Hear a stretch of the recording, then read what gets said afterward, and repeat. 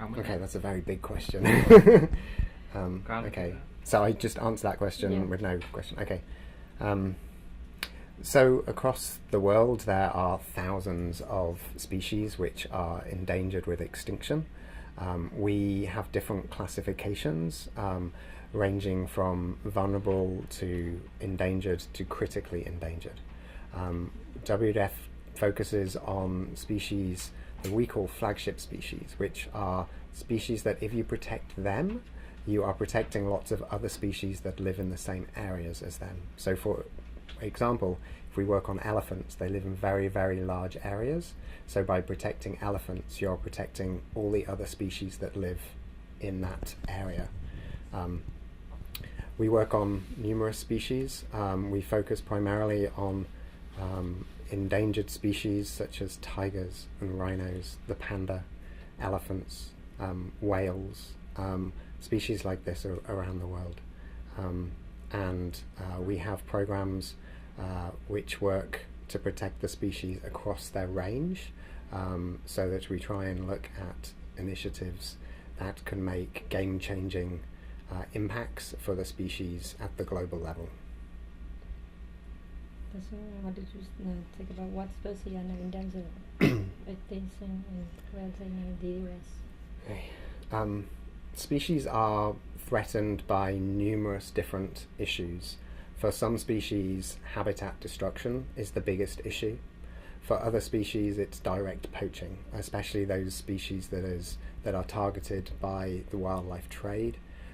They are a special effort, a special group of species of concern for us at the moment, because the wildlife trade is getting so big and having an impact all over the world and is driving some species to extinction. Other species now are in such trouble because they literally don't have very many animals left, and the animals finding each other to breed is even an issue. So there's a whole range of reasons why animals are threatened with extinction. And what is happening to the animal, and why is the population becoming smaller and smaller, and what is WWF been doing to protect them? So animals that are threatened primarily by habitat loss, WWF works on a range of issues to try and save that habitat. For example, we work on land use planning to help governments make informed decisions about economic development to make sure it's sustainable and supports the recovery of animal populations. Where animals are threatened primarily by poaching and the illegal wildlife trade, we support governments to strengthen their law enforcement, create community incentives not to poach animals, and work also with reducing the demand for such products. For other species, where there are much more specific issues, we will work specifically on those issues as well.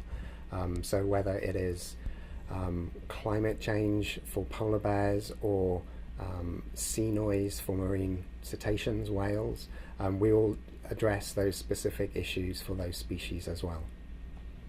Okay, and please name some high threatened animals in the US which are under your protection, and how do you protect them? So in the US, we work on a few species. Some species of specific focus is the polar bear and also the bison. The bison, we are working to recover the species, to try and, our goal is to try and get 100,000 bison back into the US. And we're working with all of our partners to buy up land in the prairies and to breed bison and put them back into the wild, into these sites. For polar bears up in the Arctic, we're working on human-wildlife conflict to try and reduce the amount of bears that are killed as a result of conflict with humans. And obviously with polar bears, the other big issue is climate change and loss of habitat. So we're working with the US government on climate policy and implementing activities that can support polar bear conservation. So I've heard that you got 8-year experience working in Vietnam. And did you have any difficulty working with the Vietnam government? And say any government or institution that you did not get support or full support of wildlife protection Yeah, so I worked in Vietnam for 8 years. I worked in the north on species such as the Tonkin snub-nosed monkey and the western black-crested gibbon.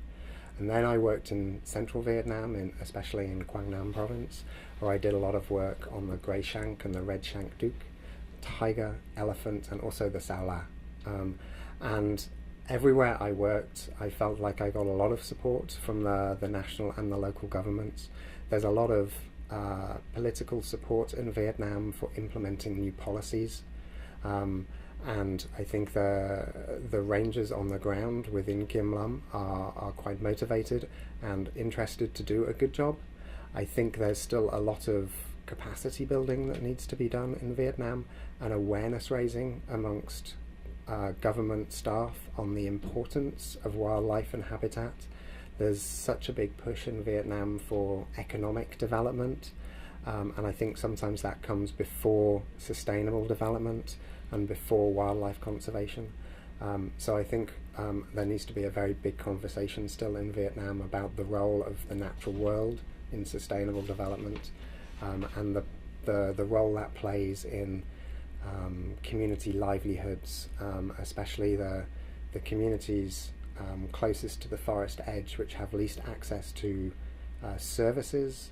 They're very dependent for their livelihoods on natural resources, and establishing a conversation about how sustainable natural resource management and wildlife conservation can go hand in hand to support the goals of the Vietnamese government, I think is key to the future of wildlife conservation in Vietnam.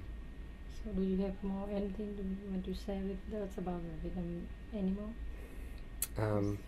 I saw very interesting brandings and I was just about to say that. Yeah, I think one of the big issues with Vietnam is the illegal wildlife trade. It's a huge problem for animals in Vietnam. Vietnam lost its last rhinoceros in 2010. And they're very close to losing so many other species. The sao la, lots of the endemic primates, these are primates only found in Vietnam. No other country in